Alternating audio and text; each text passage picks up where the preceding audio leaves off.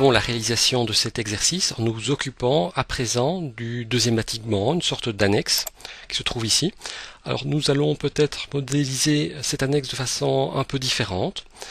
Alors vous allez voir, donc je reviens sur SketchUp. Nous allons estimer la largeur de cette annexe à 5 mètres. Donc je vais un peu zoomer sur cette partie-ci. J'appuie sur la touche T du clavier. Je crée un premier point, donc un premier guide en cliquant sur la valeur extrémité.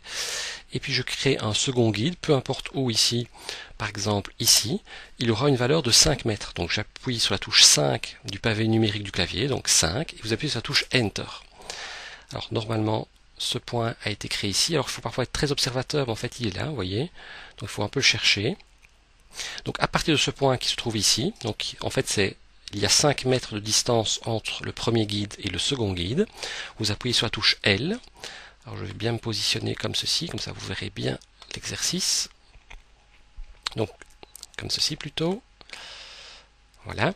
Donc à partir de ce point-ci, je vais tracer une ligne en ayant toujours bien l'axe bleu. Donc je peins un axe d'une autre couleur, bien l'axe bleu. Et lorsque vous arrivez comme ceci au plafond, vous cliquez et vous avez bien une ligne droite. Alors cette partie-ci, nous allons évidemment la tirer. Donc vous appuyez sur la touche P du clavier. Alors vous la tirez d'abord une première fois ici, comme ceci. Vous appuyez sur la touche L du clavier. Je crée une arête entre ce point-ci et ce point-ci, toujours en ayant bien l'axe bleu. J'appuie sur la touche, d'abord j'appuie de nouveau sur la touche L pour créer une seconde ligne entre là et là, toujours l'axe bleu. J'appuie sur la touche E que vous n'avez pas encore utilisée. En fait la touche E c'est la touche effacer. Donc j'appuie sur la touche E, vous avez une gomme qui apparaît et vous cliquez juste à l'intérieur du petit carré de la gomme sur l'arête et en fait vous avez ici simplement supprimé cette ligne-ci.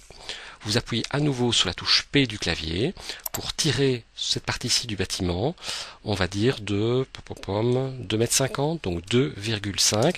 Vous appuyez sur Enter. Et donc là vous avez